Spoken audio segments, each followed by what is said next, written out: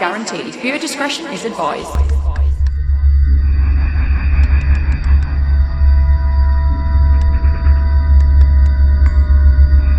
Welcome back to Cards of the Macabre. Thank you for doing that, because I had like a brain fart and I just sort of forgot where I was and what I was doing, so... Oh, no, that's fine. Welcome. Welcome. Hello, Helen. Hello, listeners. Hello, viewers. Hello, Ali. Thanks. Hello, Goobs. Hi, Goobs. Hey. Can we just take a minute to appreciate the marvel that is in front of us, which is Ali and her new hair? Yeah, so... Tell us. Obviously, this is going out probably a couple of weeks after I first had it done, but yes, I went and visited a lovely gentleman by the name of Ewan, and he did my hair by Ewan, not far from where you are. Mm-hmm. And he's a young guy, but he's fucking amazing. He's got his own salon already. The guy's going to go places, and he's given me sort of like this level of confidence that has been buried deep within. Oh, bless you. So it's kind of bringing it out, and I'm so chuffed, and it looks so good, and he's done such a good colour match because I'm growing out the old colour. And yeah, he's just fucking nailed it. It looks so good. It looks so natural. So what have you had? You've had tape extensions, yeah. Tape extensions. But it looks like natural hair. Honestly, it doesn't feel like I've got anything in. Amazing. And Even it was better. such a lovely service that he gave me as well. So like, my favourite thing about going to hairdressers is the head massage. Yes. And he gives a lovely one. Because you had your hair trimmed as well as... Well, I didn't really need it. So my hair was kind of, yes, it was trimmed, but after the tapes were put in, it was just like cutting them in to make them blend. But literally, this is my length. Obviously, it's got curl in, so it's shortened it a little bit, but yeah. It looks fabulous. And you're wearing colour today? I think there might be something wrong with me. I know, I'm like full-on corporate goth mode, and you are colour, 90s, bit of 70s. Yes, I'm that, what's it called? Amalgamation of the two eras that I love. To be fair, there was a time in the 90s where it was... There was a 70s resurgence, 70s resurgence, yeah. So, like now, we've kind of had a 90s and naughty resurgence. It was the same as, yeah. So it was 90s meets 70s, which was fucking cool. Well, I don't know, I just kind of thought, what am I going to wear today? And it came into my head, I was like, that's what I'm going to fucking do. I'm going to have new hair, it's going to be great. I'm putting a face on for a change. Fucking love it, babe. Yeah, you look amazing. No, I appreciate that, and I appreciate you. Oh, I love you. I had a moment earlier so we went to the pub, and I haven't been to the pub where I live before, because I was saying that, I have lived here a few months now, but I just haven't been to the pub. And so we went to one that was by the water. It was really lovely. And I was just like, oh my God, I live near my sister. And it was just so nice. It's so weird how we still kind of haven't quite grasped that fact. Really haven't.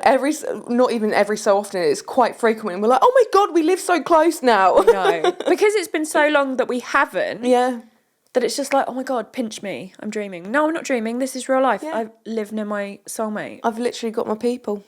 My people. And then I've got my adopted person against his will, which is Goobs, who obviously I refer to him as my brother-in-law. Yeah. Literally in all conversations, I'm like, yeah, my brother-in-law.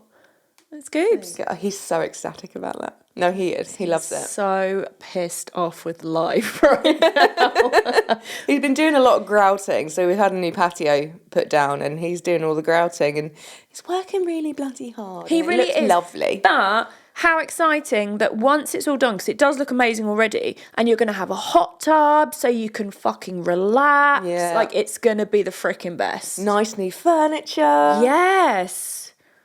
Oh, the garden's the place to be. Sorry to go off on one, but like I've been looking at garden furniture because we have like a festival in honour of our Nana. Yeah, Frida Fest. And we're having it at mine this year. And I don't have a lot of furniture for that many people because there's a lot of us, like cousins, aunties. Makes us sound inbred. Yeah, we're not inbred, there's just a lot of us. There's a lot of us. Nana used to be Catholic. She did, and so there were 6 brothers and sisters. Yep. So then, obviously, that with the cousins has become a lot. And then the cousins have had kids as well. Yes, the cousins have had kids as well. And I've forgotten where I was going with this. Furniture. See, I was like, oh shit, I need some more furniture for the garden. God furniture is so fucking expensive. It really is. It's It's like more mental. expensive than your inside furniture. No, it completely is. It's overtaken that and gone really, really expensive. I've seen these really nice things. It's like garden furniture, but it's a bed. Oh my God. And I'm like, do I mention it to Mark? Like a sun Probably not. lounger, day bed situation. It's a day bed and it's got like this rattan canopy over the top. Oh, I know exactly what you mean. Yeah. But you've got an egg chair. Sorry, this has turned into a Homes with Helen. Homes with Helen and Ali. You've got the egg chair, haven't you, Yeah. still? From Aldi. Amazing buy. Mark surprised me with it. That is so cool. He knew I wanted one and he was like, oh, I bought you an egg chair. I was like, I love you. I've always wanted an egg chair. It's so nice to read and you just swing. Yeah. I wonder if because I get motion sickness. Would I get motion sickness in an egg chair? I'm going to say no. You do? Do you? In an egg, in the egg chair? You? Oh shit! I can't go in it then. Well, you don't have to swing hard. You don't have to be a hard swinger. No, I don't. I don't want to be a hard swinger. If he reads or looks at his phone, see that's what I would be doing. Oh, perhaps it's not a good. It's fine. I can't afford one You anyway. can practice in mine. Okay. All right. Yeah. Practice swinging in my chair. Okay. Thanks. It's quite nice that we've had like a light-hearted. You're all about the hard right now. Fuck my life. Light-hearted introduction because this is going to be a very, very sad case. Can I just tell the story about the pub? Go on then. So, because it's by the river, you've got like all the boats and stuff coming in. Oh yeah. And we watched this group of, they were sort of older males, not like old, but like sort of, I don't know, 50s maybe. Yeah. They've all got tinnies of fucking Stella in their hands. Yes. And they've obviously like hired the boat, which you can do around our area and like sail it up and down the river. And he fucking crashed into the side when they're trying to moor. Yeah. And then they came back and then they were heading straight for it again. Helen turns around and is like, but you can't just crash a boat, it will sink. I'm like, darling, it's not the fucking Titanic, there's no iceberg. We were saying how nice it would be to have a boat. Yeah. But I wouldn't want any of the maintenance. So when I'm living in my mansion, then we can have a joint boat. Yes, we'll get a captain so we can sit and drink mimosas on there. Yeah, I would be a captain on the boat. That would be fine. It would, but then how many mimosas are you having? Because you still need a clear head. Yeah, this is true. You don't want to crash into the side and sink like the Titanic, do you? The thing is, round here, like, the river is quite wide. So do you think that would stop you? I feel like that would be okay. I don't.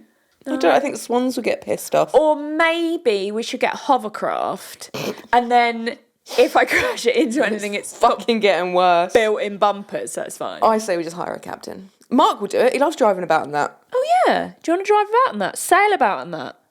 Yeah? Okay, all right. He can have like virgin pina coladas because he does love a fruity cocktail. Oh, fruity cocktail. Or a fruity mocktail now. Amazing. Okay, well that's part of the future plan then. There we go. Right, well, sorry to completely plunge us into darkness. Can I just say, this is from Goobs, can I just say I am not an alcoholic? That's why I said a mocktail. He just doesn't drink. He just doesn't like to drink. Yeah, no, that's fine. That's okay. That's all right. He's not an alcoholic, just Be so a we football know. tits, lads. Not doing his 12 steps. He didn't have to do any steps. Fine. Grant me the peace. Right. I feel like we really went off on one of the. So yeah, today, as I expressed to you before, this is a case that actually I doubt very much anyone would have heard of it. Mm-hmm. It's, not from the fact that it's not a small case, as in, what happened was awful, but it's just not widely known. Yeah. So I've called this close to home because it was actually a family friend this was involved in. So it was a murder-suicide that actually happened to a family friend, as I've said. I have decided to change the names because it isn't widely known and it just seemed like the appropriate thing to do. Yeah, and like change certain details that could exactly pertain to that person so they could be identified. Yeah, so I've kind of gone through it. I've changed names. I've taken out specific place names because otherwise you could find the case. And, I did and ah about telling this story, but I did want to tell it because it's so linked to mental health. Yeah. And, we've always said we think it's very important to talk about that. Yes. And to highlight the importance of kind of help Yeah. within the mental health. I mean, whilst we were on that note, I've been in contact with the mental health car group. Yeah. It's run by a guy called Nathan, and he's really trying to sort of get that message out into the car community. But you don't actually have to be part of the car community either. It's just, it's a common interest where people can meet up and they can, talk and have someone that they can, or have a safe place. Yeah. You come together with a common interest and, and then you can share and I think it's just that support. Yep. Of like-minded people, say. Yeah, definitely. So we'll put up links and things like that, and I will talk more about what it's about and whatnot. So yeah, definitely. Well, what we can do is we can post some stuff on our Instagram, because I can't really post about this on Instagram other than just a header. So that gives us a good opportunity to share that. So we'll do that. Yeah. Amazing. So I'm going to call the couple in question David and Sandra. So I remember going to see David and Sandra. They lived in a lovely barn conversion, and I remember them being both really lovely people. So I would have been possibly about like 11, 10, 11. And they had I remember these tiny little dogs, and what sort of dogs? they were miniature pincers. Oh. They were so cute. And I remember Sandra saying, yes, they look cute, but don't pet them because they will bite. So obviously, despite being warned that they would bite, I still wanted to pet them, and they did try and bite me. Okay. So but that's all good. Nothing has changed in my life there. And when I was talking about this tragic case with my family member who was very close to them, they expressed that Sandra was an absolutely lovely woman, and that my family member was absolutely heartbroken when all this happened. And they told me some really wonderful stories about her, and which I'm not going to share because they're personal. Yes. So, but it's just, she genuinely was a lovely woman, and she was kind, charismatic, and she absolutely loved dogs. So she was definitely one of us because she loved the Dougals. So, as I say, I kind of like, I don't want to put a date on it because then that expresses how old I am, but I was younger. So I'm going to fast forward many years to 2007. And the couple were living in another lovely home. So not the one I saw them at, but it was in a really lovely, affluent village in West Sussex. Very beautiful, historic. Quaint, idyllic. Honestly, it's... When we go down south, because we need to do that, because I want to take you to Brighton, like both of you, I want to take you to around all down south. I'll take you to the village because it is gorgeous, and it's kind of place where nothing bad happens. Exactly. And it was like, the thing was to live there. Like if you lived there, you'd kind of made it. Yeah. It was a very affluent place. Like if you've got a matte, what car was it? A matte black. When we were driving. Oh, Aston Martin. Aston Martin. If you've got a matte black Aston Martin, you've made it. Fucking nailed it, mate. Yeah, absolutely. So David was a retired property developer, and Sandra was a hairdresser, and they had been married for 46 years, and they had 3 children, and they were actually childhood sweethearts. Oh. And they'd previously run some pubs together, so they'd kind of... they had all this history, they'd worked together, and then they'd gone on to do these other things. But sadly, David had been suffering from depression for many years, which had been treated by his GP, but in recent months at this time, so it was, like I said, it was 2007, his condition had worsened. And was there like a catalyst for it or anything? I will go into that because, yes, there kind of was. So David reportedly had attempted suicide at the end of November in 2007. One of his daughters had found him inside the garage, and he was in his car with the engine running. So carbon monoxide poisoning. Exactly. And so she got him out, and he was then admitted to a specialist mental health centre in the area. But you see, this is what frustrates me so much. It's reported that staff at the centre didn't consider David's condition serious. Not serious enough to section him. See, that's fucking bullshit. Because I'm sorry to take away from the story. No, this is why I want to talk about the story. So as we've said before, my brother, he completed suicide at the end of September in 2022. He was once admitted to a mental health facility. Yeah. And he was only allowed to stay for, I think it was 72 hours. And then when he expressed that he needed more help, they turned around and told him it wasn't a hotel. You've never told me that. Have I not? No, like I obviously know a lot, but I didn't know that. That was after sort of one of the really big incidents at Family HQ. Yeah. I know where there the were, incident you're talking about, yeah. Yeah, the police, the fire engines, negotiators and all of that lot. And yeah. So he said he needed help, which is a very, very hard thing to do. Yeah. And, oh God, this is why it's so important to tell the story, because it's just like, come on, guys, get it together. So, you know, despite the fact that he had tried to complete suicide, they didn't think it was serious enough to section him.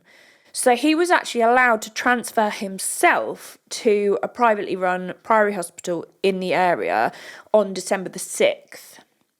So one of the couple's daughters, I'm going to call her Katie, had urged health officials not to discharge her father from hospital due to her own concerns about his mental health.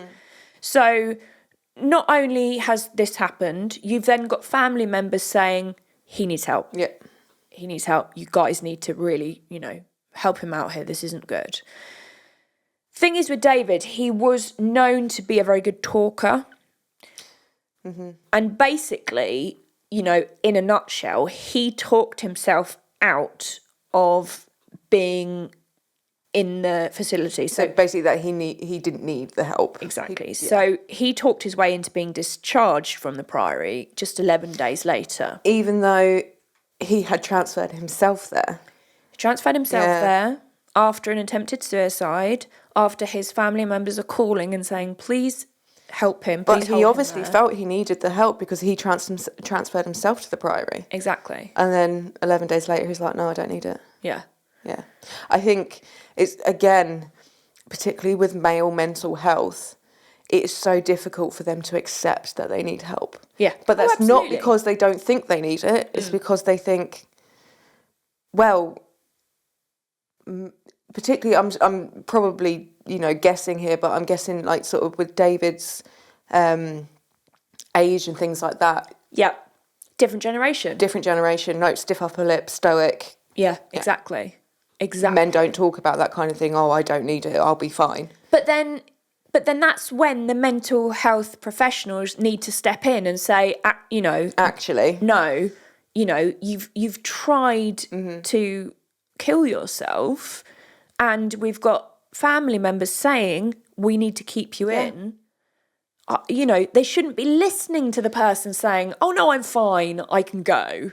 Yeah. You know, they need to override that. Override. It's not a case of not listening, but perhaps ask the questions, why do you think you need to leave? Yeah. Yeah. And assess it that way. It's a different kind of assessment. And, you know, say with prisoners, when they're coming up with parole, I'm not obviously saying that people who need mental health... No, but it's a... families get valid point. Victim impact statements. Yes, yeah. So why is that not, you know... It's what Katie tried to do. Listen, this is it. Yeah. There should be like a kind of like a victim impact statement for people who are suffering with mental health who are saying, I don't need the help, but actually this is what the family is saying as well. And that should be part of the assessment. Oh, completely. Completely. So around this time, Sandra reportedly told neighbours that she did not feel safe or comfortable about David returning home from the Priory. Safe? Yeah. Okay. Quoted saying safe or comfortable. It's also reported that the couple were on the verge of divorcing and had recently put their house up for sale. Right, okay. So there's a few things happening there in the background. Allegedly, Sandra had actually called the police at some point during this time, telling them her husband had threatened to kill her. Oh. So there's awful lot going on that points to keep him in, and is that because of the divorce? So the thing is with this case, because I was speaking to my family member, and there's only so much I can ask them, and there's not a lot about this in the press, and what is in there is very short and is just repeated. Yeah. So it's it is hard to tell, but a neighbour said that Sandra, quote, Sandra came to my house about 3 weeks ago. She said she was very concerned about David and said they had been arguing a lot recently and not getting on very well. She said they were going to split up. And then their cleaner recalled, quote, Sandra gave me my Christmas present and asked me to put it on. I said to her that I will see you on Thursday, and she replied, he will have killed me by then. Apparently, the cleaner actually told Sandra to come stay with her. Yeah. But Sandra didn't want to put her at risk. So, did the cleaner not report that to the police? Well, I don't know. I don't know. Yeah. And this kind of thing, like I said, not all of this was reported. Yeah. So you don't know facts, essentially. Does that make sense? No, exactly. Yeah. And that, that's what makes it difficult, because it is a true crime case that I am connected with and my family are connected with. There's only so much you can ask, and it did happen a long time ago, and there's only so much that was reported, so it's trying to get that balance between the two. Yeah.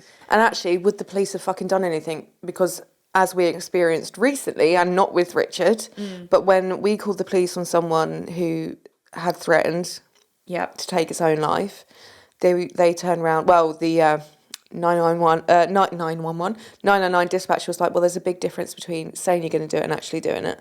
And I was like, bitch, please, I am literally going to fucking know about this. Kick off in a minute. I was like, right, okay, fine. Yeah. She's like, you're just going to have to call an ambulance. I'm like, I don't know where the fuck he is. Yeah, that's the thing with this case. It just conjures up so much frustration because, this was a while ago, but it wasn't that long ago. No.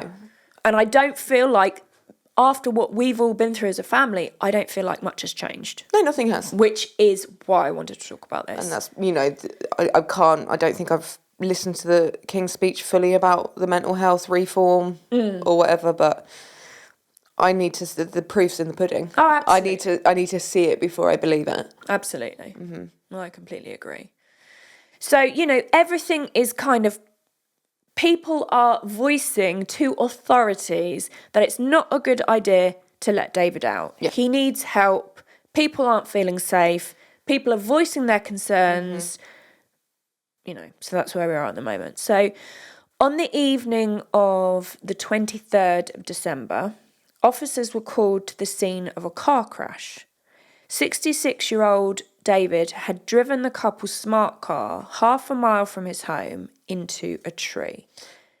And a smart car doesn't protect you. No way. So that's obviously... Yeah, chose that for a reason. He wasn't wearing a seatbelt. Mm-hmm. David was taken to hospital, but he died just before 1 a.m. on Christmas Eve. So police traced his address using the car number plate and called at his house. When they arrived, they found the front door unlocked and a note pinned to it saying police entry only. Inside, they found Sandra's body on the living room floor near the Christmas tree. She had been stabbed at least 3 times with a kitchen knife and struck on the head with a mallet. Fucking hell. It's just like this kind of talking about actually makes me feel sick. Yeah. Because these cases are hard anyway, but, you've got a personal connection to it. Yeah. And I just remember them just being so lovely. And that's the thing, it's like, it's really hard to place it. It's hard to get your head around it because you know them as one way. Yeah. And for then that to happen, you just think, how the fuck? How? Yeah. Why? That's the thing, you see these kind of things happening on the news and it's awful and tragic, but you're separated from it. Yeah, there's that distance. Yeah. There's the divide of the screen. Yeah, as well as the fact, you know, probably location. Yeah. There's no tie to it emotionally. Yeah. So you can, you kind of, like you say, you're separated from it. Yeah, exactly, because you are kind of watching it from afar. So police were working on the premise that there was an argument or incident that suddenly pushed David over the edge. It is understood that David had developed an absolute fixation about Sandra's relationship before they were together. All of a sudden, he became obsessed with the idea. So they were childhood sweethearts, but she had had a boyfriend beforehand. And How old were they when they got together? You don't know? No, I don't know. But very, very young. Yeah, so Very, very it young. wouldn't have been like well, look how long they lasted, and, you know, a childhood sweetheart, you are young, so the one Yeah. before that, even younger. Yeah. So it's, Doesn't mean a lot. it's inconsequential. Exactly. But he had absolutely hyperfixated on this. He wasn't a well man. No, exactly. Chief Inspector Adam Hibbert of Sussex Police said, Is that a real name? this is a real name, yeah. Would that be traced? Sussex is quite a big area. Yeah, okay. I've changed names where it could pinpoint it. So he said that there may have been an issue concerning a relationship Sandra had prior to their 46 years of marriage. He stressed that the relationship had ended before the pair got together and that there had been no affair during the marriage. So there was none of that. It was just something he had... Not a crime of passion. No. Yeah. It was something that happened a very, very long time ago. It was, you know, really not relevant to kind of the life they had then, but he really did hone in on it. Their son, I'll call him Jack, said, I think my mother wanted to leave my father, but she wouldn't do it until after Christmas. All three children said, we would like to take this opportunity to pay tribute to our beloved mother. She was a wonderful parent, wife, and friend to many. Our father was a tortured soul, and unfortunately, in the end, we feel they were both let down by the system. Yep. Which, I mean, yeah. Abso-freaking-lutely. Following the tragedy, a spokesman for the Specialist Mental Health Centre, where he'd initially gone after he had attempted suicide then, which is where David had initially been treated, said, we are doing all we can to work with the coroner's office and the police on this issue and send our condolences to the family. Fuck off. Yeah. David passed through our services, but we were not responsible for looking after him afterwards. No, you're responsible for looking after him at the fucking time, which you did not do. Exactly. Don't pass through. You're not a fucking sieve. I know. It is infuriating. And like I said, that sentence right there illustrates, I believe, their negligence. Yeah, absolutely. It's sloping shoulders. Yeah. It's sloping shoulders. Yeah. Oh, let's pass the buck, pass the blame. Yeah, obviously that's just our opinion, but, you know, that to me is negligence. It's our opinion, but it's also from experience. Oh, completely. Throughout Richard's illness. Yeah. Constantly. Yeah, completely. So relating to this case, there were inquiries into mental health services at the Sussex Partnership Foundation, NHS Foundation Trust. And I found a report by ITV, which I'm going to read straight from the report, but I have changed the names and precise locations have been removed. And this was from 2016. That's quite a few years after. Yeah, took you fucking time. Yeah, it did go on for quite a while. So, quote, the son of a man who killed his wife before taking his own life has reacted with anger after the release of a report into the way an NHS trust handled his father's mental illness. David, who was 66 years old at the time, murdered his 63-year-old wife Sandra at the couple's home in Sussex in December 2007.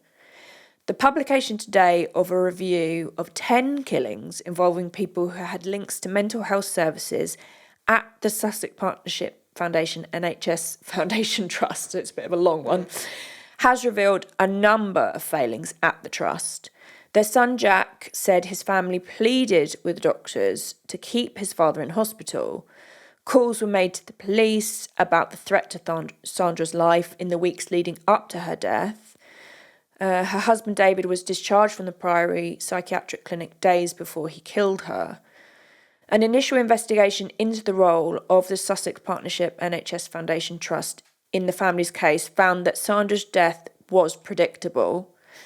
The trust could not be blamed for having prevented it, which I just think is an oxymoron. That's just contradiction. They're fucking morons. Yeah. However, the initial report heavily criticised staff for failing to take appropriate action over David's repeated threats to murder his wife. It said that he had been able to manipulate his treating team into not detaining him under a section of the Mental Health Act by staying as a voluntary patient and by claiming his plans to kill both his wife and himself were a mere fantasy. See, this is the thing, you can manipulate. Yeah. But there should be something in place for that. Like you said, talk to other people around him. Yes, he's saying he's fine, but if he's mentally ill... And he's threatening somebody's life. This is the thing, you know, oh, it's a threat. Well, we can't do anything with a threat. Well, yeah, look at what's going on as well as. Yeah, exactly. Look at all the evidence supporting the fact that this threat actually is... And who's to say scary. that threat doesn't come to fruition like it fucking did? Yeah, that's the thing. Jack has said that he did not believe lessons had been learnt from his mother's death 9 years ago. This was at the time this report came out. Indeed, the review released today looked into 10 killings. The earliest case was that of David and Sandra in 2007. The independent report, commissioned by Sussex Partnership NHS Foundation Trust itself, criticised the trust for failing to learn lessons from previous incidents. It found that the trust had severely underestimated the risk posed by mental health patients and often only reviewed the patients as victims rather than potential abusers or murderers. The trust was also accused of failing to take into account the views of families or carers. Ding, ding, ding. Yeah, some of whom pleaded for help. And it was criticised for not always referring or sending on people with signs of psychosis to specialist services. In response to today's report, the Trust has issued an apology and has said it is working on improving its referral structure, family liaison provision and staff training, as well as implementing the other recommendations in the independent review. And don't get me wrong, I know mental health services are stretched and stuff, but it honestly feels like... How do I put this? Like, they don't care enough. No.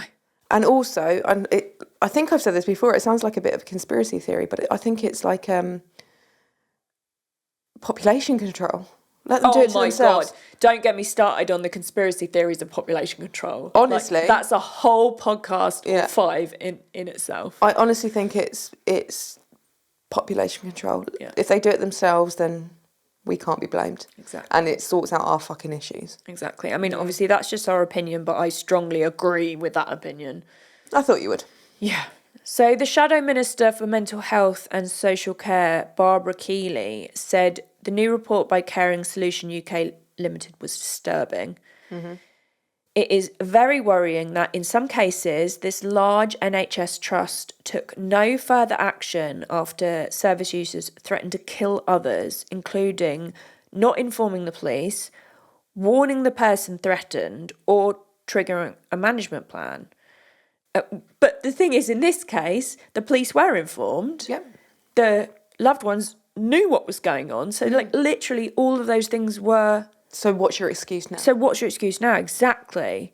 You know, that's all I've got on that case, because I do know more, but it wasn't out in the media and I don't want to share it. But, you know, it's just an absolute alarm bell. It's a shit show for the mental health crisis in this country. Yeah. But how long has this fucking crisis been going on? Well, that's the thing. You know, this happened in 2007. started before then, it continues now. Oh, absolutely. No, of course it does. Yeah. And, you know, you've got, like, in this particular instance, you've got the murder-suicide happening in 2007. You've then not got a report coming out until 2016. That's the thing. I understand you have to investigate, but Jesus, it's staring at you in the face. It doesn't take that fucking long. No. It does not take that fucking long. And I know there's lots to, you know, there's a lot to look at all over the place, but for crying out loud. But you've had years to do that. Exactly. And it's just, you know, and this is another reason why I thought it was very important to tell this story, because, you know, but then where do you send people? Where do you say that they go if the places that you're supposed to go for help are not helping? Yeah, and you don't have the money to afford something fucking bougie. Exactly. Yeah. I mean, you know, this couple were well off, and, you know, But then you've got the manipulation side of things. Yeah, but that's when you the Priory, but it didn't help. No, I don't think they did like I mean, I can't say for sure, but it sounds to me like a proper assessment wasn't done. It doesn't sound like that to me either. Yeah. It doesn't sound like that to me either. And, you know, looking back over this and talking to my family member, you know, it was saying he was depressed, but the thing was, to threaten someone's life, there's something else going on. That's more than depression. That's much more than depression. Yeah. Depression is aimed at, like, well, that affects you. Obviously, it affects people around you, but you're not, I don't think, well, I'm not aware of people who have, you know, who suffer from depression and nothing else will then threaten to kill other people. It's usually just themselves. Exactly. So, yes, he might have been depressed, but there's definitely something else going on there, which it doesn't seem like to me that they looked into properly. And it seems like it escalated quickly. So it was from depression to then he's threatening to kill his wife. Very quickly. Yeah. The signs were there. Nothing was done. Yeah. It's just, you know, it is such a sad story. And I remember when this happened, you know, and because it's sort of like a small place where we lived, the family member who I'm sort of talking about and their friends and things, they actually heard about it on the news. No. And it was a case of, that's very near to where we live. Mm-hmm. There's a good chance that's someone we know. Yeah. And then they found out through people connected that, yes, it was someone they know. Because, you know, it obviously, when I take you there, you'll see how small the village is. And obviously we were in the village right next door. And it's just, you know, that was such a monumental tragedy to happen. Yeah. But the fact that it's like, it didn't just come out of the blue. No, it didn't. She voiced her concern to authorities. Her kids voiced their concerns to authorities. So it's not like they didn't try and ask for help. They did. That's and the thing. You can try and try and try and try and try.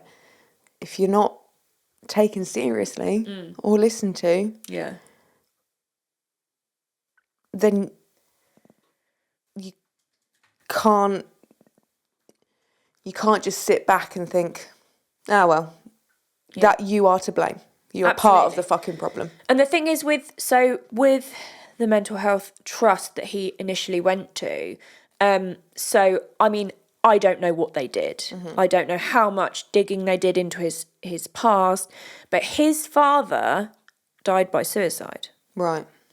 So there's that connection within his kind of heritage that, okay, it might not be directly linked to his mental health, but it's something to consider. You kind of maybe predisposed to that kind of way of thinking, maybe. You know, if he has got mental health issues, what did his father have then? And, you know, quite often they can run in families. Oh, no, they Look can. at our we family. know that.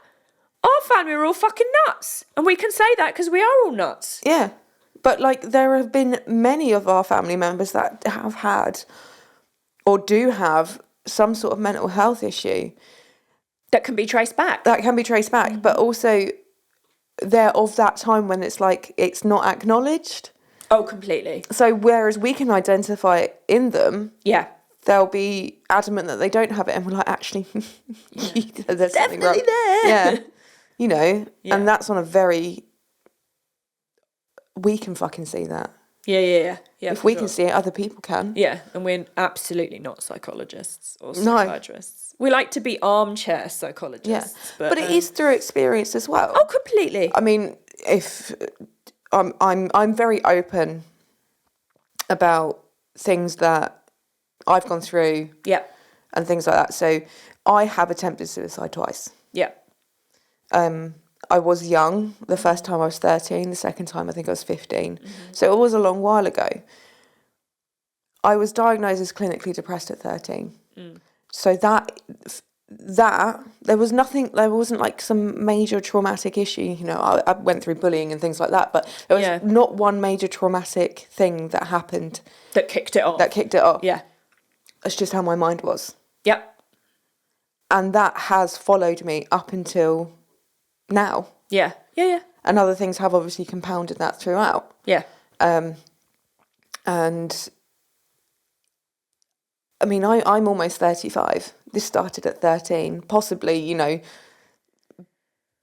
building up from like a little bit younger and stuff. Yeah. But sort of you know, it was fully obvious by the time I hit 13. And still, other people have had great experiences with mental health. Yeah, of course. Of course. There are, yes, of course, there are teams and trusts out there who are doing a fantastic job. But do you not hear more of the failings? Personally, yes. Yeah. Yeah, absolutely. But then I suppose they're written about more because it's, you know, nobody wants to read a success story. True. I want to read success stories because that's... But it doesn't... It's the expectation. Yeah. It's the expectation of, you know,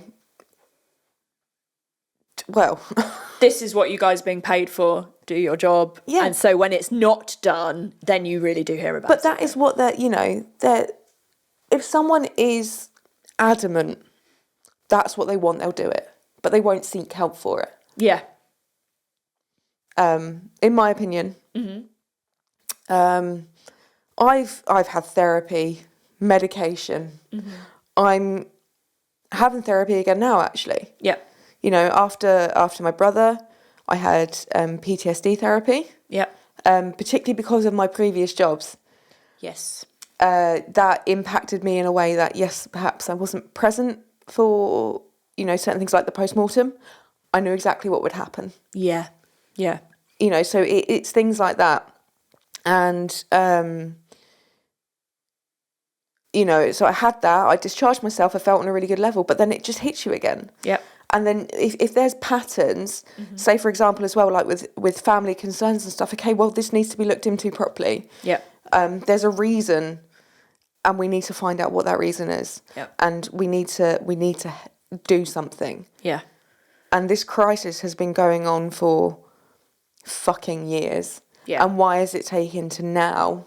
Well, even if it does happen, you know, with the King's reform or whatever you're calling it, why is it taken to now for something to be done?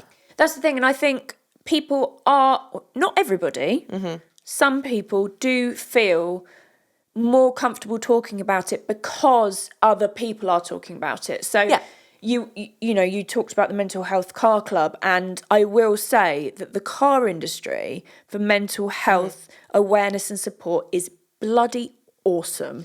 But that's really good. You're getting your support from your peers because the trust isn't there with the professionals that are supposed to fucking help you. That's the thing. It's, you know, people are talking about it more, and there's more support. Yeah. But that's within a community of people who are not qualified. They're just lending an ear. They are doing it by them, not by themselves, but they're you know, they're doing it off their own back. Off their own back, yeah, exactly. Yeah. Because you feel like I wouldn't have got through half of the shit I've got through if it wasn't for really good friends and really good family members. I'm very lucky. Yeah. Some people don't have that. Exactly. So they either rely on professionals who are going to fail them, or they reach out to things like the Mental Health Car Club. Yeah. Because, again, that's their safe space. Yeah, absolutely. And it is so important to have that because they could be a lifeline for someone. Yeah, exactly. I think what we'll do is on Instagram, when we kind of do some posts for them and sort of highlight them, we'll also put some helplines and things like that. But it is difficult because when you do hear stories about this where people have asked for help and it's not happened, and, you know, you get these awful tragedies, like very, very close to home. And it is, but it's you know, let's talk about it. You know, we might not be able to find an absolute solution right now, but let's all talk about it. Yeah. And, you know, it can't be a bad thing to talk about it. No, it's not. And it, like you say, it is being talked about more, which is great.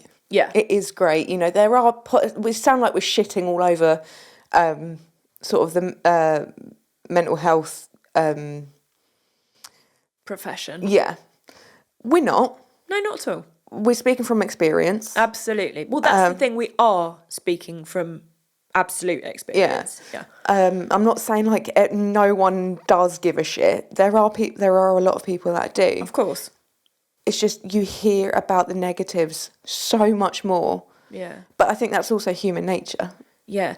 But, you know, like I said before, this story is not widely known. No. The reason I'm talking about this is because I knew the people. Yeah. So it's not actually, it wasn't shouted about. No. This whole situation with, and you know, when I was kind of fact checking and things like that, although actually I found out more facts personally, but I can't share them. There was so much going on in the area at the time around there, and this trust was supposed to be, you know, the lifeline for this whole area. Is it not in the name, trust? Oh, I mean, yeah, absolutely.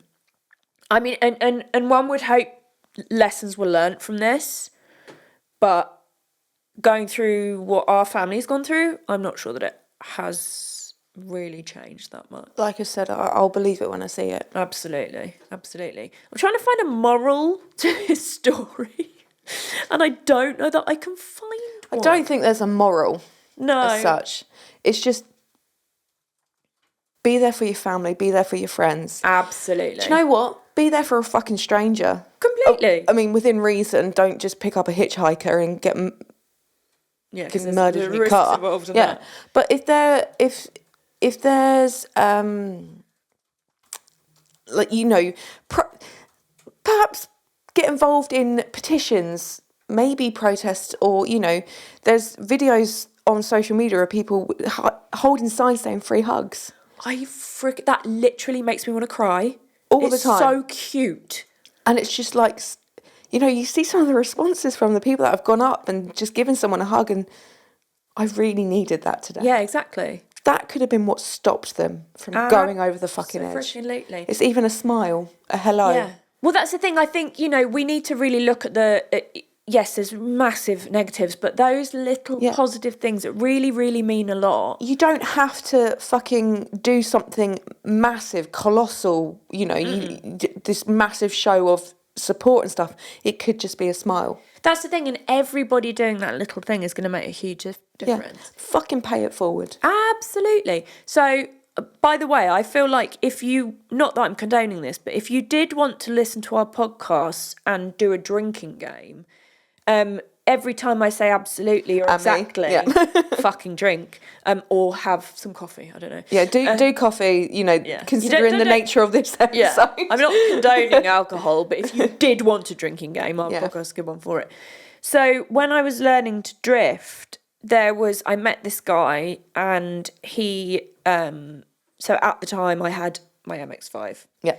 Before I had to sell it, and he had an MX-5, and he was an absolute advocate for mental health, and what he'd done and what he was planning to do for Christmas, because this was around Christmas time, he actually put a post out on Facebook and, you know, other social media, and sort of said, Christmas Day, I'm going to be here from this time to this time.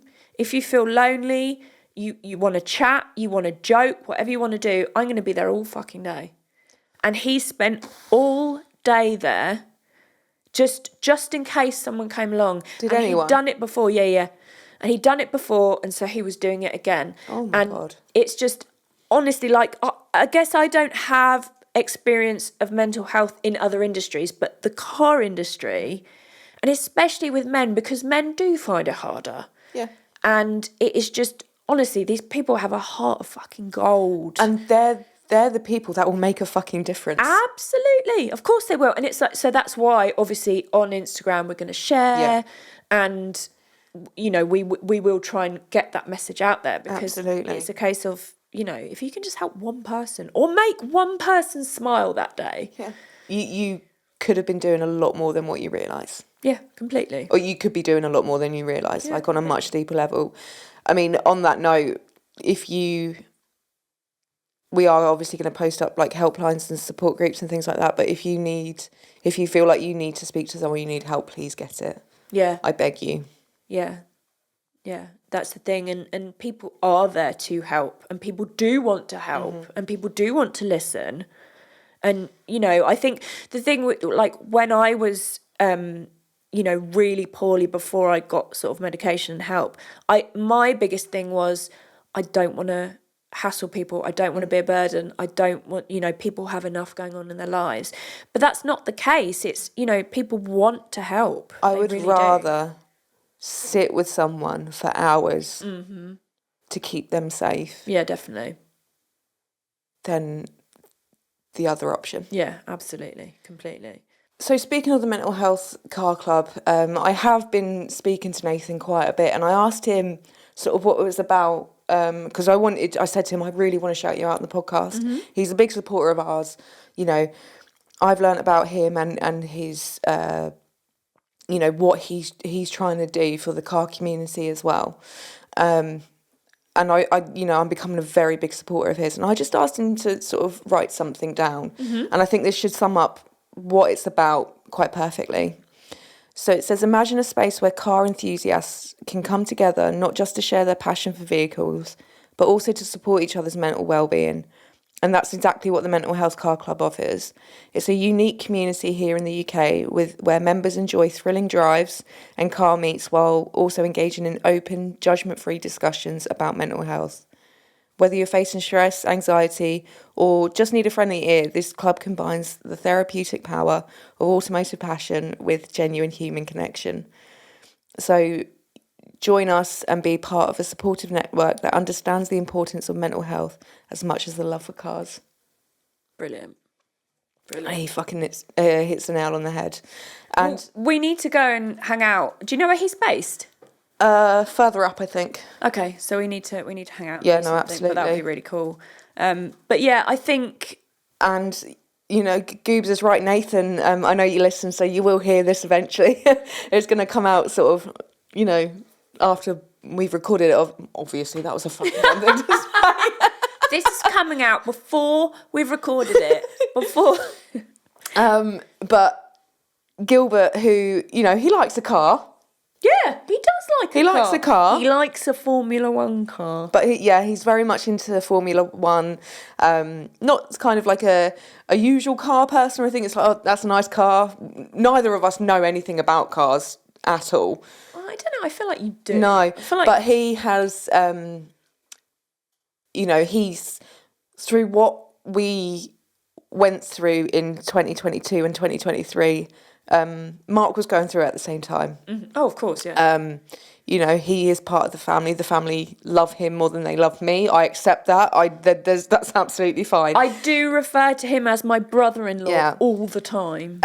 But after reading that, he's just said that Nathan, like, he loves you already and he wants to get you on the pod in person. Yeah, let's do some more stuff with Nathan. So I think, well, okay, that's a good sort of moral to this story is go and check them out, because I actually think they will, you know, that will really be a helpful resource for everybody. Absolutely. And, you know, there you go, that's 2 shots down already. There you go. Absolutely. Absolutely. Just stop fucking We are not trying it. to get you drunk. No. But if you want to, we're here for you. Mm-hmm. We'll get drunk with you. Exactly. Or have a cry. Yes. A communal cry. I will say, so obviously we're very open about our mental health issues. So I've been diagnosed with severe clinical depression and also general anxiety. Look at that. We're always the same. I know, right? It's like we're fucking twinning, babe. What? And I mean, that was pretty late on that I got diagnosed. So I'm of an age now. I'm not going to say what it is. But I didn't actually get correctly diagnosed until I was at the end of my 30s. So I was... Well, that just gave it away, didn't it? I know. But it's I think you should embrace it because you look 20. I'm 42. Fuck yes. Thank you. I am 40 fucking 2, and I'm happy about that because I know I don't look it, so it's good. But so God bless Botox. God bless Botox. Fucking love it. It's all good. 1942. Oh, you're taking the piss. It's a good job I love you, mate. So I was misdiagnosed in my 30s, in my early 30s. I was actually diagnosed with bipolar disorder, which I don't have. And do you know what? That can be just as bad as not diagnosing someone because then you're put on the wrong meds and they can have such an adverse effect. I was put on the wrong meds and they did have an adverse effect. Yeah. And, it's great because now I know I'm on the right meds because I feel so happy and I'm like, oh my God, this is like a new lease of life. And you feel like I don't want to use the term reborn, but you're like, fuck, there is life. I really do. Oh, and okay. I know we're going off on one and this is a long episode, but people keep asking us for longer episodes. So, and the funny thing is, I'm single now, and I said to you, I was like, oh my God, I haven't actually gone into a relationship where I'm mentally well. So this could be exciting. Do you know what? I think I've said this before. This is your time now. And yours. Yeah, but this is where we all begin again and we discover life. Yeah. And how life can and should be. Definitely. And everyone can have that. Yeah, absolutely. Everyone can have that. I fully believe that. There are certain circumstances, extenuating circumstances that can... I can't say for everyone you can definitely be happy because sometimes medically that's not possible. Yeah. Again, I'm not a fucking psychologist or anything like that, but I know there are times when it is too much. And this is where wording around things like suicide and mental health is so fucking important. It's why I don't say committed suicide. It's not a fucking crime anymore. It's completed suicide. Yeah. I'm glad that's changed. Yeah. Because, and the thing is, until it did change, I didn't think what the implications of it. Yeah. No, completely. Makes you feel guilty. Yeah. That's it. No, do you know what? Sometimes it's like with my brother. We don't fully know exactly what happened, shall I say? Yeah. What led up to that point? Yeah. Etc. Obviously, there's a big history there, but there's a lot of questions we will never have answers to, and it's very difficult to accept those. And we're still trying to accept those. Yeah.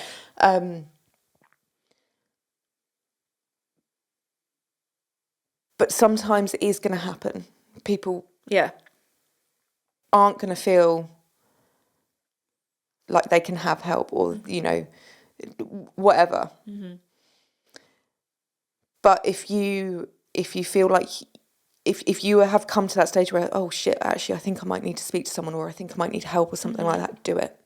Definitely. Absolutely fucking do it. Yeah. There's no shame.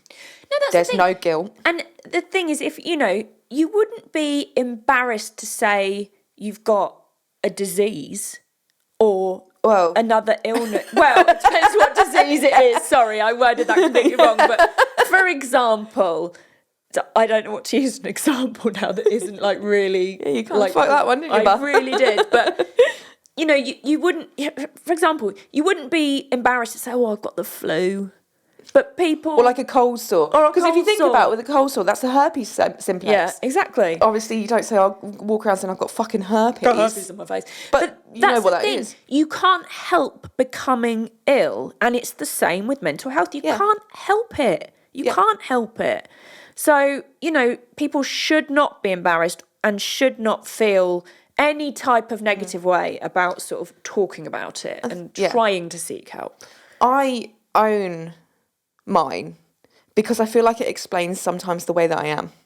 Oh yeah, amen. Over here too. Yeah. I'm not saying it doesn't define you. Absolutely no fucking way. And it doesn't excuse things. No. But it helps you make sense of things. Yeah. Mm-hmm. Like, oh, she's a fucking bit weird. Actually, let me tell you. Yeah, hang on a minute. I'm not just weird. There's Let a me reason. just explain this shit. Yeah, it's. Well, I think we've said it all. I think we have said it all. I don't know if it was concise. Hopefully, someone could get something out of that. Do you know, it's so difficult. I get so frustrated and so passionate about it. I can't articulate what I want to say because I'm just too heightened. It is hard. It is a hard thing Sometimes to do. just a discussion is enough. Completely. And that's the thing. If this gets a few people talking, well, I mean, fucking aces, because we've done something right. Yeah. But, you know, I just wanted to highlight the fact that it is so important to talk about all of this stuff. Yeah. And I will say that to whoever is feeling that way, the world is a better place with you in it. Yeah, definitely. Mm-hmm. Definitely. There's a reason you're here. So, I'm going to go straight on to random facts. Do you know what? I had one because I know I didn't have one last time and now I can't fucking remember it. Okay, so I've got one which I'm going to talk about straight away because actually it's kind of a positive thing. So I absolutely love a smiley face. Oh, yes, and I got that from you. You have. So there's all around my house. I've got artwork with smiley faces on. I've got jewellery with smiley faces on. We've got clothes with smiley faces on. I actually, on my little finger, have a smiley face tattoo, but it is with the semicolon, which is the symbol for mental health. There's your random fact, babe. Perfect. So yeah, I'm all about it. My brother had a semicolon tattooed on him as well. Yeah. He did. Oh, I might get one of those. I turned mine into a little smiley face. Yeah, you did. Yeah. I love that. That's fantastic. And I remember I went with cousin Julia to see Smile at the cinema. Oh, yeah. And then we got back to mine when I was living in the barn. And I was like, fuck, I live in the wrong place. There was smiley faces everywhere. It was like, shit, this is terrible. I have smiley face neons. The dogs have smiley face fucking toys. It was absolutely everywhere. I was like, oh my God. What scares Mark when we were at the barn is you'd have that cut off of Elvis just standing in the hallway. And every time he would go sort of down there to go pee or something, he'd be like, oh, for fuck's sake, Helen. I mean, we'll talk about this in Spooky Chat, but when Colin and James stayed the other day and I was showing them around the house and showed them in my studio, they shit themselves because Elvis was in there. Like, oh my God. Oh, I do have a random fact. Go on then. I got my module results back for uni for the year and I got a distinction. Yes, she did. Fucking amazing. 3 years left. So 3 fucking years left. Fucking proud of you, babe. Thank you. So proud of you. How I did it, I don't know after everything. Because you're fucking good at it. Just accept the fact. Right, so we've got, do you want to read Mark's out? Yeah, so this week marked his 13th, somewhat unlucky maybe, year working for the same company. No, we had an episode, I don't know why my hands are up in the air. Yeah! We had an episode about the number 13, because Yes. I love number 13, so It's a lucky done. number, yeah. Congratulations for being so fucking dedicated. Wow. What Sorry. did you just do? I elbowed the cabinet again. Oh, I think he's had like 5 fucking promotions. well fucking done. The job that he was in before this one, they created specially for him. Yeah, they did. So that he could then do the job that he's doing now. Yeah, they did, because he's a fucking genius. He is... I'm not going to say it's very loud. He's fucking brilliant. He is fucking brilliant. Right. Don't want his ego to get too big. It's fine. We can contribute to the ego because it's worth it, and he's Also, amazing. I know this is an inside joke between us 3. Yeah. But I'm going to put it in anyway. Go on. Considering this is a mental health episode. Yeah. Fucking mental. Do Fucking the mental. the head shake. Okay, I don't know how to explain that. It's an inside joke. With our family. Yeah. Fucking mental. There we go. So It's not taking the piss. I want to just no. tell you all that now. No. To be fair though, we do take the piss out of our own mental health because you do need to make light of it sometimes. Yeah. So I feel like that's I mean, it's kind of similar in the way that, like, with the industry that I work in, gallows humour. gallows humour, exactly. You need some comic relief. So right, what we're going to do is Ali and I, because I will need your help on this, Yeah. we'll do some Instagram posts with some With the Mental Health contacts Club and with stuff as Mental well, Health yeah. Car Club, so you can go and follow them, go and sort of, get to know Nathan and everything he's doing, Mm-hmm. because it's a really worthwhile cause. So our Instagram is @Cars of the Macabre. That's it. That's it. And also, actually, we've just started a TikTok, We have. which I'm just sort of starting to try and get to know. So there's a few things on there, and that is @Cars of the Macabre. And then if you've got any stories, whether they're car related or not, doesn't matter, just fucking send them in. That's carsofthemacabre@gmail.com. And then when you listen to us, make sure that you like, subscribe, download, comment. And with the emails, if you send anything, yes. just give us permission if we can use your name, or, say, no, please don't use my name. Yeah. That sort of thing. Because otherwise I have to email you back and annoy you and try and find out. Yeah. So, But yeah, like, subscribe, download, share, comment. I think this episode's been quite important. Very I would say. So important, yeah. please let us know in particular if you like this episode, and if you want more of this, if you want was more it of this. helpful? Yeah. Hopefully it was. I'm sure it would at least help one person. And I would like to say a massive thank you to Mark Goober from Park Lane Giblets, Studios. Gilbert. He's doing the peace sign, because that's what we always do. Because he does all the sound, all the video, basically the production. He produces He this is podcast. a one-man production team. He's amazing, and we appreciate it. And you. And you. And we appreciate each other. So until next time. And viewers, listeners, we we appreciate do you. really Yeah. appreciate you guys. We fucking love you. Yeah. But yes, until next time. Stay Stay spooky, spooky, bitches. bitches.